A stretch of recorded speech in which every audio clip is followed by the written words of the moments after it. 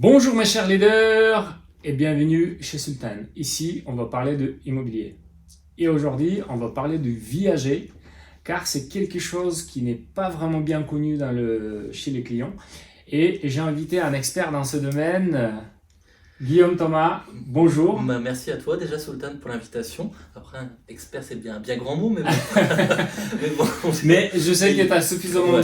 d'expérience et tu connais quand même bien ce sujet-là parce que c'est très peu de conseillers immobiliers qui savent et même les notaires en fait qui font très peu dans ces marchés-là. Donc avant de rentrer dans le vif du sujet et parler de viager, j'aimerais quand même te poser la première question. Qui est Guillaume Thomas? Guillaume Thomas, bah écoute, déjà, j'ai 45 ans bientôt, donc je suis papa de deux enfants, Ouais. deux grands enfants, puisque de 16 et 13 ans, donc c'est vrai que bah voilà, aujourd'hui, avant toute chose, bah voilà, je suis un papa avant toute chose, donc j'habite Moreuil, donc une petite commune de 4000 habitants, près d'Amiens, quoi, à peu près 15 minutes d'Amiens. Voilà, donc qui je D'accord. suis. Et quel est le genre qu'est-ce que tu fais comme activité principale? Alors, activité principale, alors je suis quelqu'un qui aime bien, j'aime bien les travaux, donc Oui, je fais beaucoup de rénovation de maison. d'accord. J'en suis déjà à ma troisième, donc c'est un bon passe-temps. Et puis je fais partie aussi d'une association en parallèle qui s'appelle En Voiture Simone, parce que j'aime bien voilà, les voitures, les véhicules, et je suis partie intégrante de cette association sur Montreuil. Voilà. D'accord. Donc voilà. D'accord. Est-ce que tu peux nous expliquer comment tu es arrivé dans l'immobilier? C'était quoi ton passé? Est-ce que ça fait longtemps que tu es... Alors, bah écoute, moi j'ai intégré IAD en 2019, donc c'était ma Mhm. deuxième expérience, pardon, donc dans l'entrepreneuriat. Oui, Donc j'ai une expérience d'une dizaine d'années en tant que salarié dans une entreprise où bah, j'ai gravi pas mal d'échelons, hein. J'étais bureau d'études, chargé d'affaires, chef de projet en réfrigération industrielle, donc carrément aux antipodes d'un oui, conseiller immobilier. oui. Effectivement, suite à un chantier un peu compliqué, effectivement, j'ai eu une expérience qui de gros doutes en moi et Mhm. voilà, j'ai fait un petit burn-out. Et donc, comme pas mal de monde aujourd'hui, effectivement, et suite à ça, bah, j'ai eu la chance finalement d'avoir un projet familial de reprise d'un camping qui était D'accord. ma Est-ce première que, expérience. avant d'aller sur cette deuxième expérience, est-ce que tu peux nous expliquer un petit peu par rapport au burn-out? Quels sont tes ressentis? Comment on peut le reconnaître, cette burn-out? Bah, Quels sont les... finalement, on le voit pas arriver, quoi. C'est surtout là le danger. Hmm, Finalement, c'est votre entourage. Enfin, moi, c'est mon entourage très proche qui m'a vraiment fait sonner qui a sonné le signal d'alarme. Et à partir de là, effectivement, c'est là où, on bascule finalement dans le burn-out, parce que c'est un précipice qui arrive très vite, quoi, mhm, finalement. mhm. Et c'est vrai qu'avec le recul aujourd'hui, voilà, je me dis, j'aurais pu peut-être l'éviter ou pas, je ne sais pas, mais c'est vrai que c'est grâce à votre entourage finalement où il faut être vigilant, parce qu'effectivement, le quotidien, et c'est pour ça que aujourd'hui, j'ai choisi aussi IAD, enfin, on en reparlera peut-être après. Oui. Effectivement, c'est aussi pour allier ce côté professionnel et personnel, Mhm, mhm. où on peut très vite être embarqué par une machine. Et Oui. c'est ce qui s'est passé pour moi, je pense, effectivement, et aujourd'hui avec le recul. Bah, ces erreurs-là, j'ai plus envie forcément de les faire. Donc, du coup, Oui. on prend la vie différemment, quoi, je Oui. veux dire. Donc, Oui. surtout la vie professionnelle. Et d'après ton analyse aujourd'hui, quelles sont les causes alors de cette burn-out? Alors, pour moi, je pense qu'effectivement, j'ai été. Alors, si on reprend un petit peu le parcours, ce dossier-là, pour moi, je l'ai pris vraiment à bras le cœur, parce que pour moi, voilà, c'était POPB, c'était Bercy, c'était un chantier peut-être que j'en aurais fait qu'une fois dans ma vie. Oui. C'est quelque chose que j'étais passionné par ce que je faisais également. Mhm.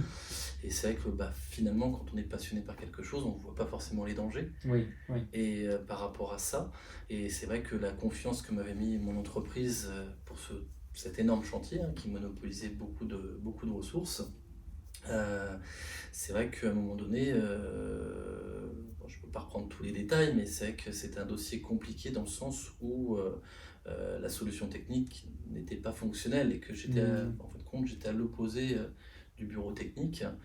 Et finalement, il s'est avéré que j'ai dû, enfin, je rentre un peu dans les détails.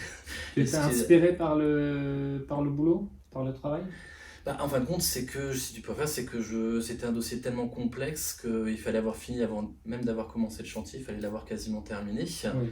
Et que enfin, voilà, le donneur d'ordre, finalement, en fin de compte, je recevais, je sais pas, je veux dire, mon téléphone est devenu un piège, quoi. Oui, Je veux dire, oui. c'est que, si tu préfères, c'est que je recevais recommandé sur recommandé. Tous les jours, quoi. Je veux dire, c'est qu'à un moment donné, dès que mon téléphone sonnait, j'étais arrivé même à avoir peur de mon téléphone. Donc, Un énorme stress. c'est ça. Ouais, Donc, ouais. cette gestion du stress, à ce moment-là, j'ai pas eu, enfin, j'en ai pas suffisamment parlé, je pense aussi au niveau de mon entreprise, mais Ouais. j'avais peut-être pas non plus les interlocuteurs qui étaient à l'écoute aussi au niveau de ça. Donc si je peux juste conclure et faire une analyse, c'était plus déséquilibre dans ta vie, parce que tu étais plus inspiré par ton travail, beaucoup de stress. Ouais, c'est ça. Deuxième côté, ce qu'il y a, c'est que finalement, j'étais jamais présent à la maison. Ouais. Parce que quand j'étais physiquement, j'y étais, mais ma tête était ailleurs. Ouais, c'est ça. Et c'est là le danger justement pour moi du burn-out. Et effectivement, ce côté-là m'a fait comprendre aussi conscience qu'à un moment donné, on a des gens qui naviguent autour, on a des proches, et il faut... Voilà, c'est avant tout. On est là pour eux avant toute chose, quoi. Donc effectivement, c'est là le plus, pour moi aujourd'hui, je veux dire, mon leitmotiv est là, quoi. C'est vraiment être présent pour tous les gens qui sont autour de moi. Et comment tu es sorti de cet état? Alors écoute, c'est vrai que alors, à un moment donné, mon burn-out, c'est vrai que voilà, hein, tout s'effondre autour de vous. C'était avant l'été, donc je devais partir en vacances. Donc déjà, prise de partir en vacances, ça m'a fait du bien, sauf qu'effectivement, 15 jours à relater un petit peu tout ça, on se dit qu'est-ce que je fais en revenant de vacances? J'y retourne pas, est-ce que l'envie y est? Voilà, donc de là, finalement, l'envie n'y était plus, clairement, on n'y était plus du tout. Et là, effectivement, à un moment donné, il faut se dire, mais il ne faut pas rester enfermé dans ce stress quotidien. Et qu'est-ce qu'on fait? Mais c'est tout un parcours aussi, hein, parce que suivi par un psychologue, pas mal de choses, hein, pour essayer de trouver les bonnes questions, poser les bons mots sur ce qui va, ce qui ne va pas. Et à partir de là, effectivement, commencer à se dire, faire un choix, quoi. Est-ce que je continue dans cette voie-là Et là, effectivement, c'est une période d'arrêt, clairement, arrêt médical. Qui s'opère, et effectivement pendant cet arrêt-là, ma maman, tout simplement avec mon beau-père, on avait un projet de reprise d'un camping sur Pierrefonds. D'accord. Pour lequel ils m'ont discuté, mais c'était pas un projet que je trouvais pour moi intéressant à titre personnel. Et voilà, c'est vrai qu'ils en discutaient, ils en parlaient, et puis voilà, j'écoutais sans forcément aller plus loin. Et ça ne s'est pas fait. Par contre, dans leur entourage proche, ils ont eu une opportunité sur un autre camping sur la côte d'Opale, un peu plus ambitieux, et également des travaux. Je sortais moi j'étais issu de la gestion de travaux, quoi. Donc c'était quelque chose qui pour moi pouvait effectivement être un fil conducteur par rapport à mon ancienne expérience, et je m'étais dit pourquoi pas, il y a tout à faire, on part d'une page blanche, un camping. Pourquoi pas cette fois-ci, mais il y a tout à refaire puisque l'électricité, tous les réseaux, fallait tout reprendre de A à Z dans ce camping. Et effectivement, je me suis dit là, ils avaient besoin aussi ils ne pouvaient pas le faire tout seuls. Et quand ils m'ont posé la question, on s'est dit, on a réfléchi, puis je me suis dit, effectivement, c'était aussi une occasion de partir sur un nouveau projet de vie là pour le coup, parce qu'effectivement, autant donné, là on quitte le milieu professionnel, mais on part sur un nouveau projet de vie. Et surtout, avant, tu étais salarié, et là, tu partes dans dans l'entrepreneuriat. Exactement. En tant que co-gérant. C'est ça, exactement. Voilà. Donc, une énorme responsabilité aussi. Oui, tout à fait. Et puis, on chamboulait toute la vie de campeur, parce qu'effectivement, on reprenait un camping avec une clientèle qui était déjà présente. Il fallait aussi gagner leur confiance aussi à un moment donné, leur présenter un projet qui pour eux, allait pouvoir se retrouver aussi dedans. Et c'est vrai que par rapport à ça, effectivement, ça m'a beaucoup inspiré. Donc c'est vrai qu'on s'est lancé dans l'aventure. Et donc ça, c'était en janvier, on a démarré en janvier 2015. Dès l'acquisition, il fallait les travaux. Donc on a chamboulé le quotidien de pas mal de campeurs Ouais. quand on est arrivé, parce qu'effectivement, il fallait tout reprendre de A à Z. Ouais. Et effectivement, ce projet-là, effectivement, le temps des travaux, effectivement, pour moi, c'était ce fil conducteur. Effectivement, par contre, au bout de 4 ans, effectivement, 4 saisons passées au sein du camping, à faire des travaux tous les hivers. Au final, je me suis pas retrouvé finalement dans ce projet-là. D'accord.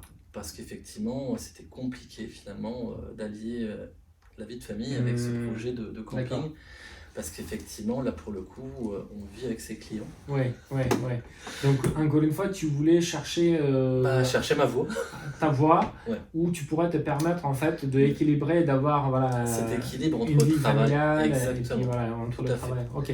Donc, pas d'échec, parce qu'effectivement, ça m'a permis de me reconstruire, hein, clairement. Pas forcément la même Très vision. important, tu as dit pas d'échec. Non, c'est pas un échec. Non, c'était pas un échec, hein, clairement. Ouais. Pour moi, ça n'a pas été vécu. Enfin, ce n'est pas un échec du tout. Ouais. Par contre, effectivement, ça permet de se connaître soi-même. Ouais. Effectivement. Et puis par rapport à ça, effectivement, voilà, aujourd'hui, ma mère y est toujours. Donc ce projet-là, il continue. Ah. Donc, je veux dire, voilà, j'ai participé à l'élaboration de ce projet. La vision peut-être qu'on avait de ce projet était un peu différente au vu des générations, tout simplement. Ouais. Et c'est vrai qu'aujourd'hui, voilà, ils étaient un peu les pilotes sur ce projet-là. Comme tu dis, j'étais co-gérant, donc effectivement, je le maniais pas forcément peut-être de la même manière que j'aurais peut-être pas eu le même fil conducteur, je veux dire, sur ce projet-là qu'eux ils ont eu. Et aujourd'hui, voilà, eux ils sont très contents. Moi également d'avoir participé. Les clients, quand je retourne là-bas, sont très contents de me revoir. Donc il n'y a pas de souci non plus. Donc par contre, effectivement, c'était effectivement allier ce projet de vie avec la famille, c'était aussi un peu compliqué. Et c'est vrai que par rapport à mon parcours, à un moment donné, c'est vrai que quand on est parti finalement sur ce projet d'acquisition, donc ça c'était en 2015, donc à un moment donné on a quitté le secteur de Moreuil pour aller sur la côte d'Opale, et c'est vrai que c'est là ma première rencontre avec IAD, puisqu'effectivement j'ai mis ma maison en vente. D'accord. Via le réseau IAD, à l'époque Cyril Jacquin, en fin de compte, c'était mon premier contact, effectivement. Donc, avant de devenir un conseiller immobilier, tu étais déjà un client. J'étais un client. D'accord. Tout à fait. Et tu as aimé l'expérience? Qu'est-ce qui t'a fait que... Alors, ce qui s'est passé, tout ça. Alors, c'est vrai que c'était le premier contact, comme dit Cyril toujours, c'est que c'était un contact un peu différent des autres. Il m'avait laissé j'avais dans ma... Enfin, voilà, c'est au moment où je voulais mettre en vente. Ouais.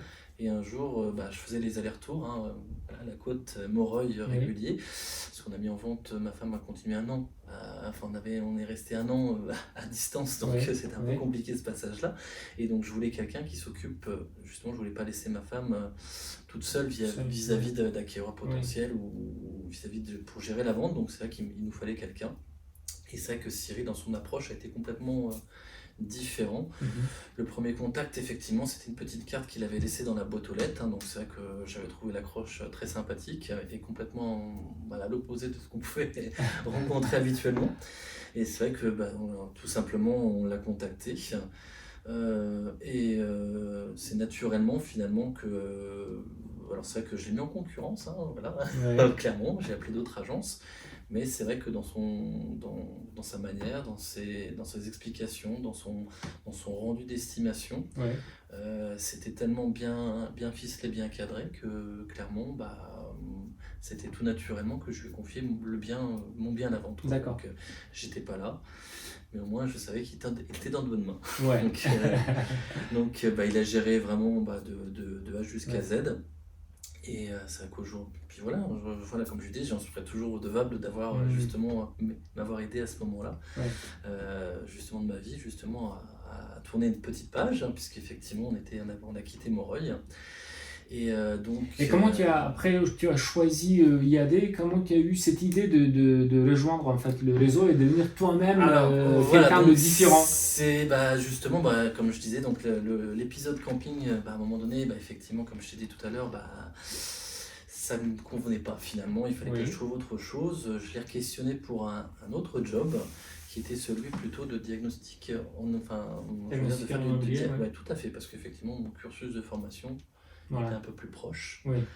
Donc clairement, naturellement, je dis ça gravite autour de... Il a des diagnostiqueurs autour de lui, donc je lui ai posé la question. Et puis, bah, c'est vrai que finalement, il me dit, mais enfin voilà, j'ai aussi une opportunité à te présenter, tout simplement. Et tu ne souhaiterais pas forcément rejoindre IAD. Et finalement, au début, je pensais plus, même pour ma femme. Finalement, je dis, bah, peut-être pour Aurélie, quoi, pourquoi pas. Et finalement, il m'a fait la POA. Et à l'époque, il me dit, bah, c'est vrai que lui étant sur le secteur d'Amiens, moi sur la côte d'Opale, il avait une de ses filleules, donc Aline Biget, qui était originaire de la côte. D'accord. Et il m'a dit, écoute, par contre, moi je suis un peu éloigné, et puis je connais pas ce secteur-là. Par contre, Aline est native de là-bas. Si tu veux rentrer chez IAD, je te la présente. Et pourquoi pas, elle t'accompagnera dans ton expérience. D'accord. Et donc c'est vrai qu'il est venu faire la POA à la maison, donc on habitait Saint-Josse, donc il est venu faire cette POA, donc présentation d'opportunité. Oui. Et c'est vrai que bah, je suis tombé sous le charme, quoi. Je me suis dit, bah écoute, pourquoi pas, quoi. Donc du pourquoi pas. Sur le charme d'elle ou sur le charme de présentation? Ah bah, les deux. On peut le dire. Hein. Tout à fait. Donc, non, c'est très important.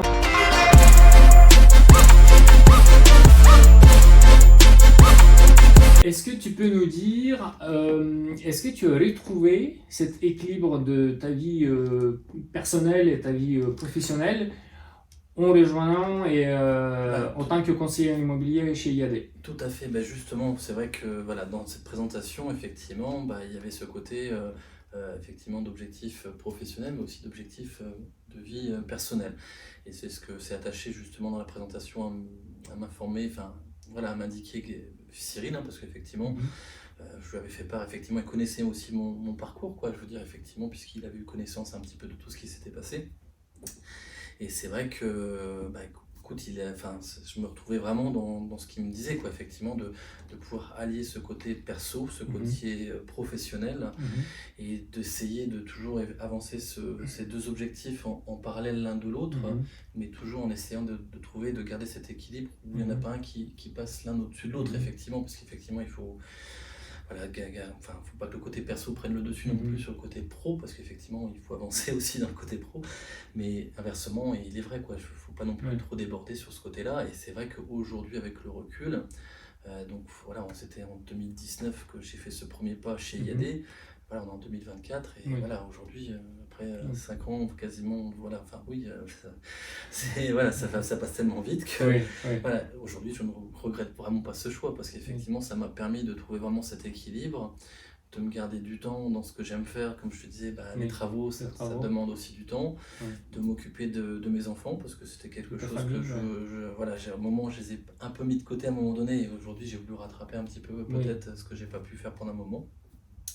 Et justement, voilà, aujourd'hui, c'est ce que IAD m'a permis, quoi, justement, de trouver ça.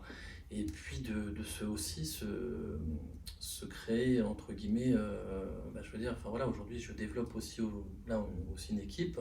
Alors, voilà, je prends mon temps dans le développement, parce qu'effectivement, voilà, je fais des choix, effectivement, d'objectifs, hein, effectivement, l'idée, c'était pas non plus de développer pour développer, mais d'accompagner, je veux dire, des gens qui avaient cette envie comme moi de changer de vie, quoi, tout simplement. Donc c'est vrai que ça a été... alors c'était pas forcément mon but quand je suis arrivé chez IAD, mais finalement, c'est vrai que quand on parle de développement d'équipe au démarrage, on se dit, bon, c'est pas pour moi, voilà, on voit cette liberté d'action, mais finalement, quand votre entourage voit que vous vous épanouissez dans votre travail, bah, c'est naturellement que vous avez des accroches, quoi. Et ça s'est fait doucement mais naturellement. Voilà. Donc c'est vrai que du coup ça m'a permis aussi d'avoir une autre étiquette aujourd'hui, qui est justement d'accompagner dans l'autonomie, et puis puis aujourd'hui voilà, j'en suis très content, en tout cas. Donc après 5 ans d'exercice en tant que conseiller immobilier, je sais que tu fais pas mal de viager, et aujourd'hui c'est rare en fait de trouver des conseillers immobiliers qui sont compétents et qui en tout cas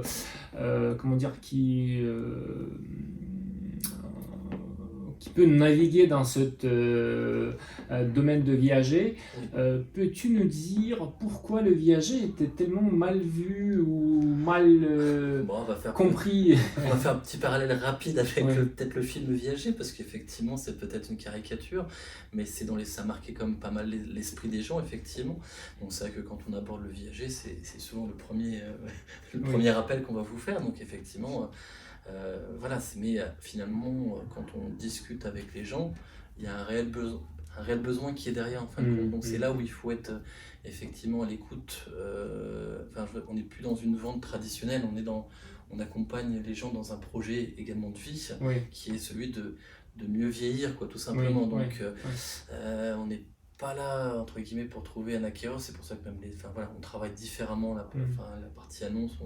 On n'est pas là pour trouver un acquéreur, mais quelqu'un qui va, entre guillemets, aider la personne à vivre mieux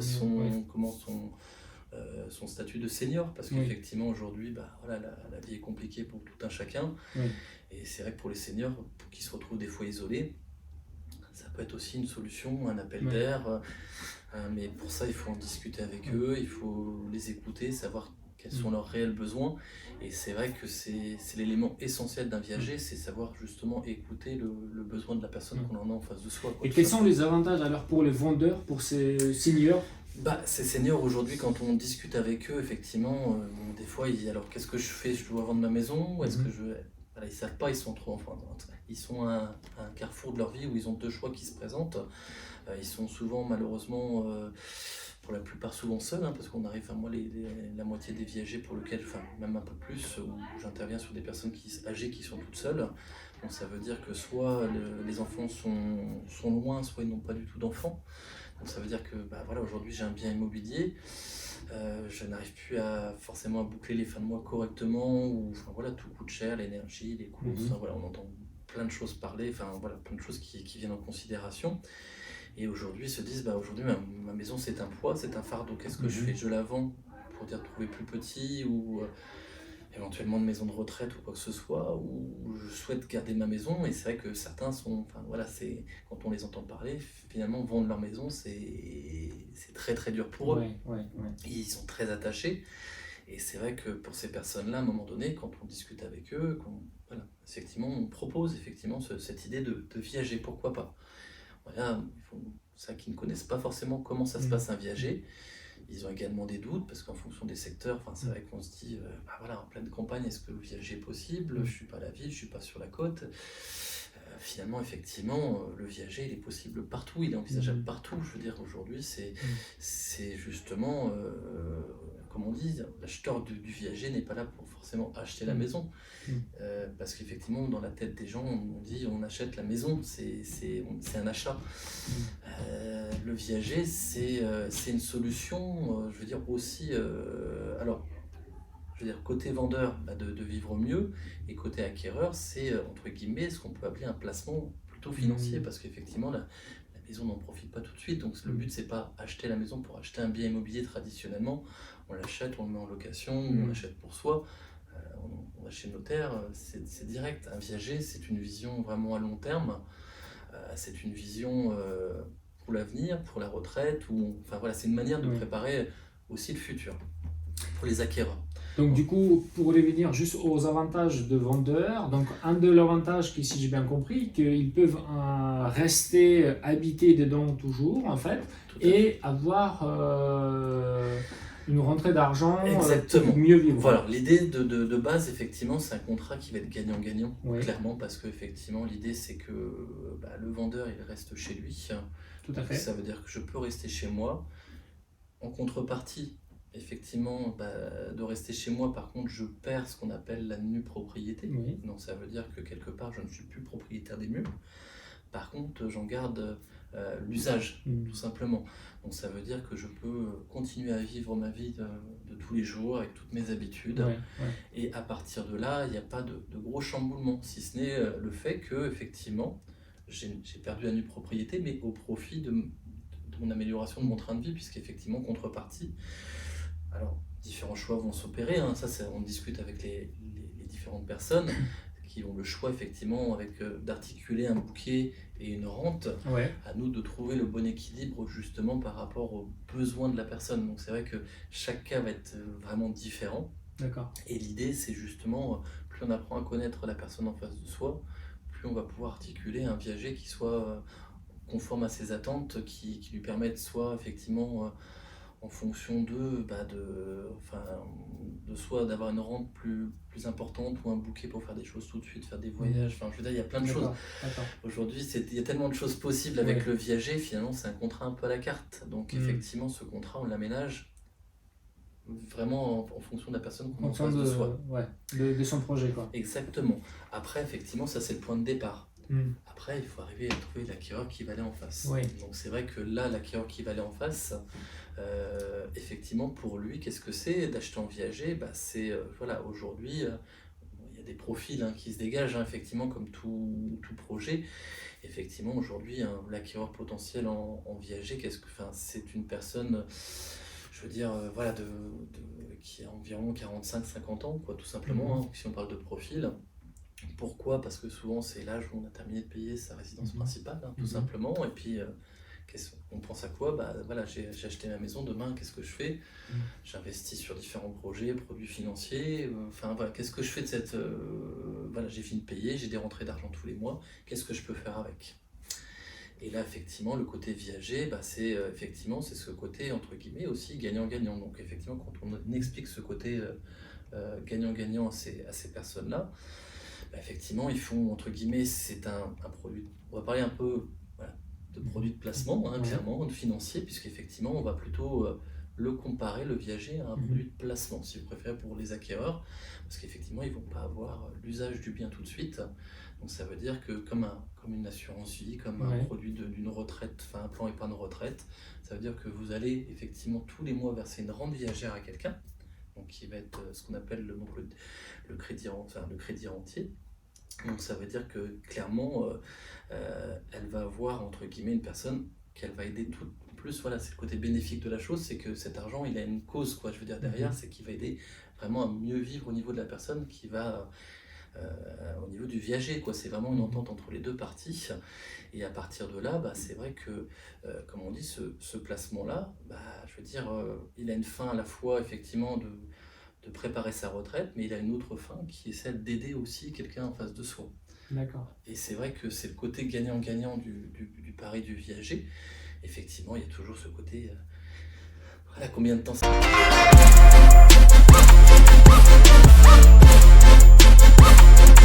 Les avantages pour les acquéreurs, donc si j'ai bien compris, ça lui permet d'investir l'argent pour acquérir un bien immobilier plus tard, par contre sans l'intérêt de la banque. C'est ça, tout à fait. Parce qu'il paye directement au propriétaire. Exactement, donc en fin de compte, je veux dire aujourd'hui, c'est ce qu'on appelle gagnant-gagnant, puisqu'effectivement la personne, donc l'acquéreur va en fin de compte verser une rente mensuelle ou...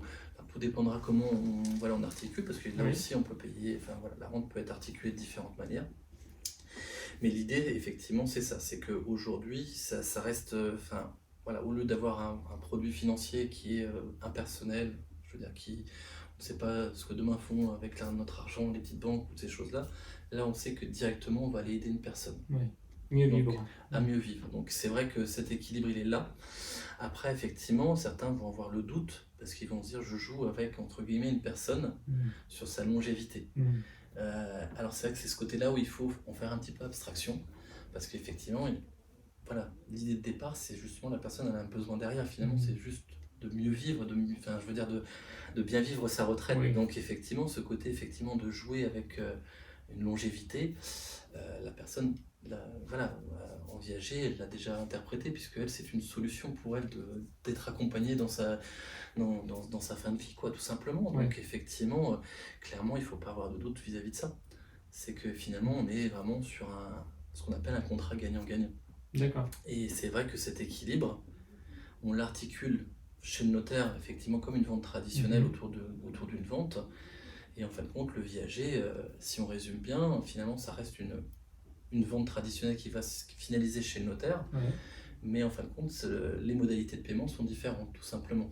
Voilà, la modalité de paiement, ça va être le viager, Et le viager, effectivement, c'est un contrat qui est lié effectivement à la longévité de la personne. Donc c'est vrai que c'est ce petit côté-là qu'il faut arriver à dompter un petit peu au démarrage, parce qu'effectivement ça peut faire peur quand on discute avec les gens au démarrage vis-à-vis de ça, et finalement on se rend compte que non, tout simplement, elles le savent, elles en rigolent, elles savent on n'est pas éternel finalement, tout un chacun. Et justement, il faut profiter de chaque instant pour moi, effectivement, et ça leur permet justement de profiter de chaque instant. D'accord. Et est-ce qu'au niveau les avantages économiques, donc pour l'acquérir ces biens, est-ce qu'il ne va pas payer plus cher? Alors c'est la peur, effectivement, et là on revient au film du viager, parce qu'effectivement la peur elle est que la personne survive au gré des générations, mais voilà, ça c'est vraiment une caricature, parce qu'effectivement aujourd'hui, si vous préférez, c'est que voilà, par rapport aux gens qui nous écoutent, c'est que le calcul, on parle de décote, alors c'est pas forcément une décote, c'est qu'on achète le bien, on achète la nue propriété, donc c'est ce qu'on appelle la décote, mais finalement la décote c'est juste parce qu'on n'achète pas la totalité du bien dans sa totalité, qui en fin de compte, si on fait un petit résumé, on a la nue propriété et l'usufruit si vous préférez, donc on a ces deux parties là, et en fin de compte on va acheter uniquement la partie nue propriété. Donc si on fait ce schéma très, très simpliste, on va acheter effectivement une décote, avec une décote, puisqu'on va enlever tout ce qui est, entre guillemets, usus et foetus. Alors, il faut savoir qu'on n'a pas la personne en viager ne peut pas louer son bien, donc on va dire que ça se résume à l'usus, tout simplement parce qu'elle ne peut pas louer son bien. C'est vrai que la personne en viager doit occuper son bien, pour ne pas basculer à ce qu'on appelle viager libre. Là, on parle bien de viager occupé. Des petites nuances encore un petit peu derrière, mais après les techniques, on en reviendra peut-être un peu après au niveau des différentes questions. Mais l'idée, c'est vraiment acheter le bien avec uniquement une partie de ce bien-là. Et effectivement, il y a des âges où cette part est variable, parce qu'effectivement, on utilise différents barèmes, justement pour évaluer cette répartition nue propriété, usus, rente, tout ça correspond à ce qu'on appelle...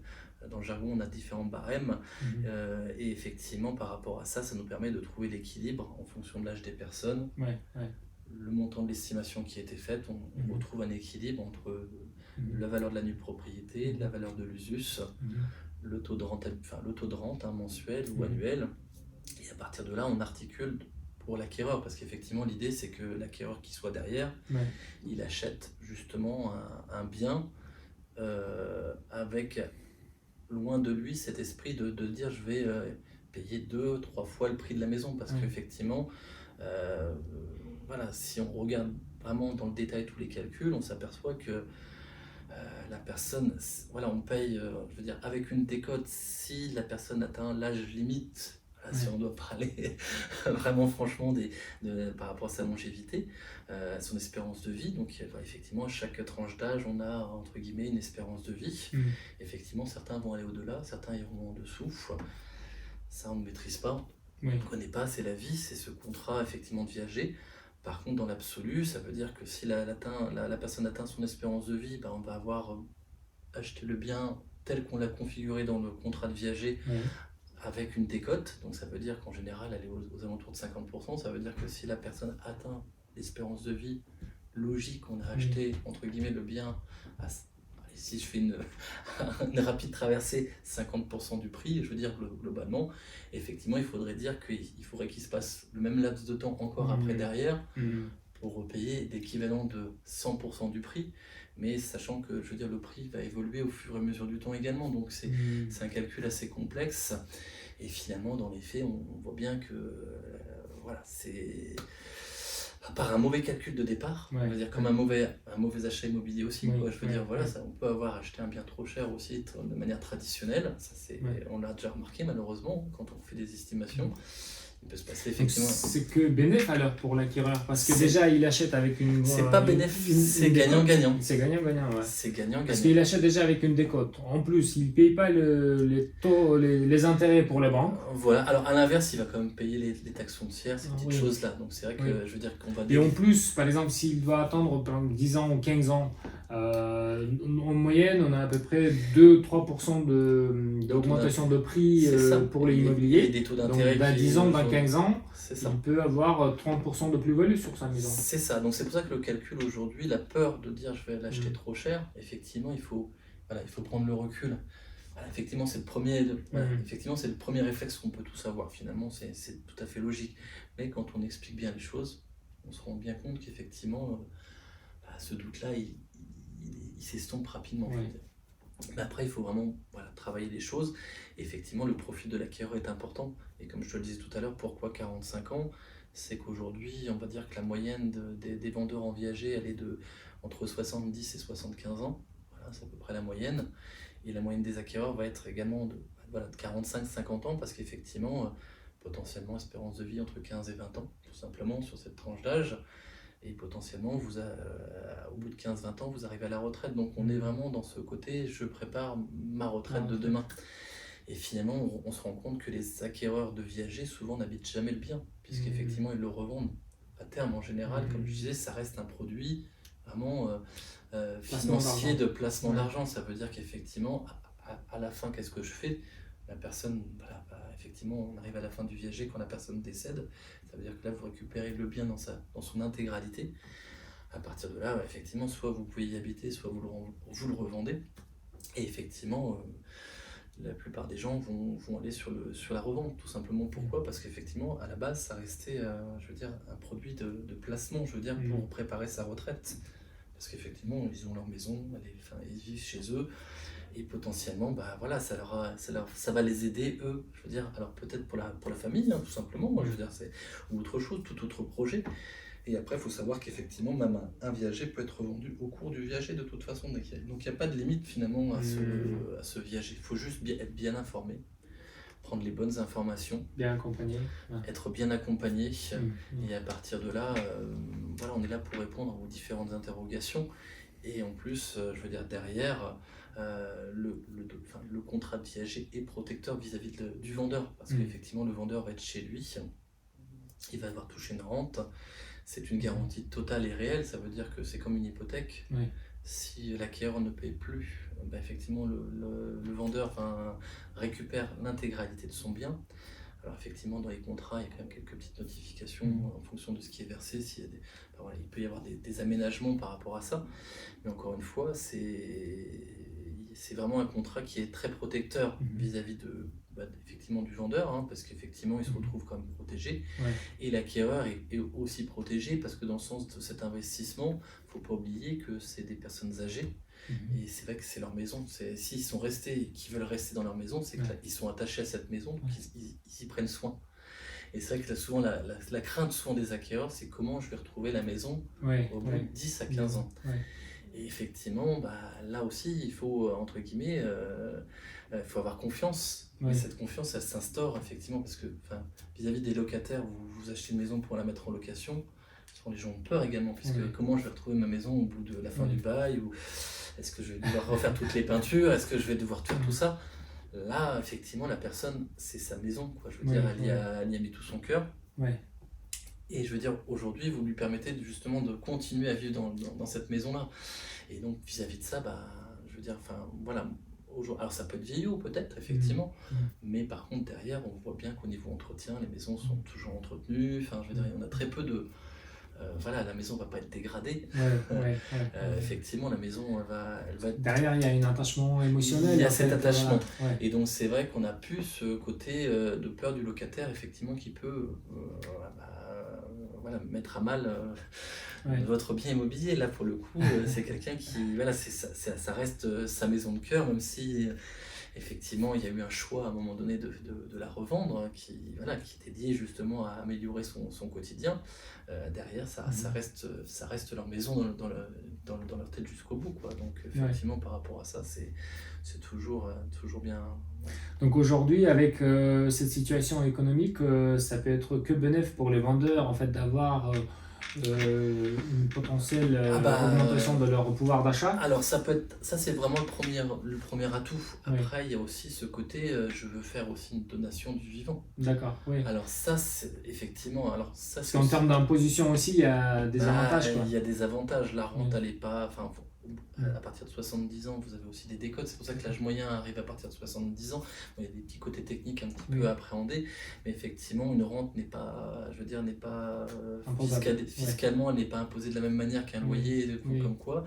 Donc c'est vrai que du côté de fiscalement parlant, la personne qui va vendre en viager, la rente, voilà, ne sera pas imposée de la même manière qu'un loyer.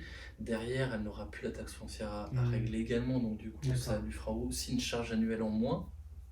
Et derrière, tous les gros entretiens de la maison, c'est vrai que ça reste à charge du futur propriétaire. Donc c'est vrai que voilà, c'est la crainte effectivement des acquéreurs, ça peut être effectivement quels gros travaux, mais quand on visite une maison, je veux dire, voilà, ça on peut l'anticiper. Et il y a aussi je veux dire, tous les ans finalement, il y a ce côté où il y a un lien qui se crée aussi entre les parties. Parce qu'effectivement, la personne qui va accompagner cette personne, je veux dire, voilà, via ce contrat de viager, tous les ans, voilà, les personnes se revoient, parce qu'effectivement, comme un loyer, on rééquilibre en fonction de l'inflation, du taux d'INSEE, donc on peut avoir une réévaluation de cette rente, et c'est l'occasion justement annuellement de faire un petit bilan sur la maison, de voir comment ça se passe, de dire, voilà, la maison, il y a peut-être ça qui... Est-ce que ça se fait automatiquement, cette augmentation de rente, ou il faut faire une demande et aller chez le notaire Alors ça peut se faire entre parties comme un loyer, ça on n'est pas obligé de passer par un loyer, par un notaire pour le faire, ça effectivement. Alors effectivement, ça peut être un lien et puis je veux dire être un gage de sécurité, mais je veux dire à partir du moment où on est lié déjà avec un contrat de viager, c'est indiqué clairement dans le contrat qu'il y aura une réévaluation annuelle. Chaque année on fait le rapport d'une année sur l'autre.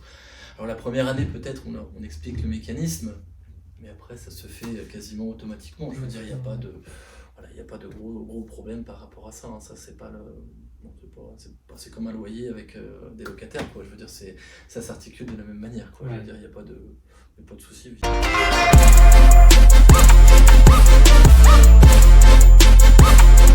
Guillaume, je te propose 3 minutes de coaching tout de suite avec moi. Avec plaisir. T'es prêt? Écoute, allons-y. On y va. Guillaume, sur une échelle de 0 à 10, sachant que 0 c'est rien du tout et 10 c'est le maximum que tu peux l'avoir, quel est ton niveau d'épanouissement au travail? Aujourd'hui, je dirais le maximum 10. Comment tu peux expliquer ce chiffre? Tout simplement, aujourd'hui, voilà, comme on a expliqué un petit peu vis-à-vis de mon parcours, aujourd'hui j'ai trouvé cet équilibre qui m'a peut-être manqué tout au long de ma première partie professionnelle, où justement j'ai eu du mal à me trouver peut-être professionnel, où effectivement j'aimais ce que je faisais, mais effectivement où je ne me retrouvais pas forcément cet équilibre dont j'avais besoin. Et c'est vrai qu'aujourd'hui j'ai su effectivement créer cet équilibre en me fixant des objectifs raisonnables que je sais atteindre et qui me permettent justement aujourd'hui de pouvoir allier ce côté professionnel où je m'épanouis avec mes clients, ce côté personnel où effectivement j'arrive à intégrer je veux dire un maximum de choses. Pour certains ça va être un peu bizarre, mais par exemple les mercredis je sais que je les réserve les trois, je veux dire à part vraiment un impératif, c'est souvent avec les enfants que je les passe. Et je veux dire, mon grand par exemple fait du basket tous les samedis après-midi, je suis off, quoi. Donc effectivement aujourd'hui clairement en tant qu'entrepreneur, à un moment donné il faut savoir dire non et se dire voilà, aujourd'hui je gère mon agenda aussi comme je le souhaite et je fixe mes objectifs et aussi j'organise je veux dire aussi mon travail aussi autour de ma vie personnelle, je veux dire. Et c'est ça, cet équilibre que j'ai réussi vraiment à trouver chez IAD. Après, cet équilibre, il reste comme nettement fragile, donc il faut toujours être vigilant. Et on est des petits rappels, mais effectivement, moi je trouve que c'est là le très important, effectivement, et c'est là où je m'épanouis. Et pour ça que je mets aujourd'hui 10 sur cette aventure IAD, parce qu'effectivement, voilà, ça m'a vraiment permis de trouver ce compromis, cet équilibre, et de m'épanouir sur d'autres axes que je ne me voyais pas forcément, puis qui sont effectivement après le développement, puisqu'aujourd'hui j'accompagne aussi d'autres personnes dans cet épanouissement. Sur une échelle de 0 à 10, quel est ton niveau de confiance en toi? Alors là, je suis toujours un peu à la réserve. Je dirais 7 peut-être. Ouais, plutôt 7, tu vois, j'hésite un peu, donc effectivement 7. Qu'est-ce que tu peux mettre en place pour augmenter ces chiffres?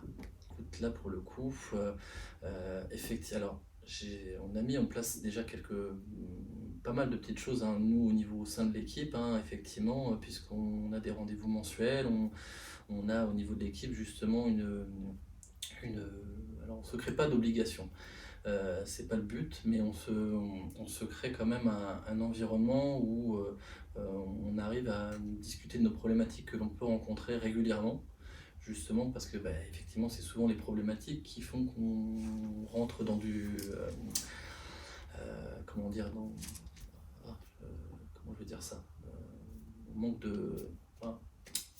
je trouve pas mes mots. Excusez-moi, voilà, le trac arrive et on est dans ces fameux, les trois points qui me manquent justement parce qu'effectivement, voilà, c'est ça dont j'ai besoin, c'est de me mettre face à des exercices où j'ai pas forcément l'habitude. Et aujourd'hui, voilà, c'est un petit peu sortir allez, un peu en dehors de ma zone de confort. C'est vrai qu'aujourd'hui, peut-être effectivement, je me conforte, effectivement, j'ai trouvé cet équilibre. Et des fois, j'ai du mal à aller peut-être au-delà de certaines choses. Et du coup, à un moment donné, pour retrouver aussi cet équilibre, il faut savoir donc sortir de cette zone. Et je suis bien content d'être là aujourd'hui, justement. Merci Guillaume. Merci.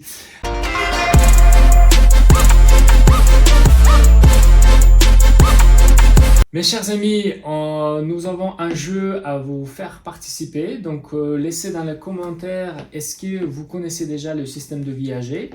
Est-ce que vous aimeriez avoir une estimation ou pas? Donc, mettez tout ça dans les commentaires. Et puis, Guillaume? Moi, je me permettrai effectivement de rappeler chacune des personnes.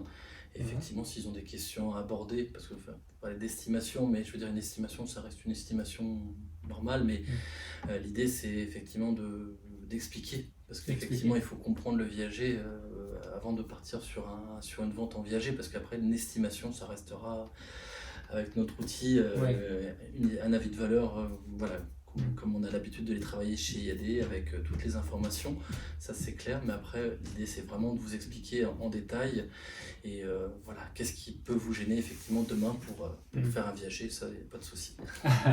Merci Guillaume. Donc Guillaume il va s'engager de vous appeler personnellement et vous expliquer par rapport au projet, si vous avez un projet de viager pour vous ou pour vos proches. Donc n'hésitez pas, laissez un petit commentaire.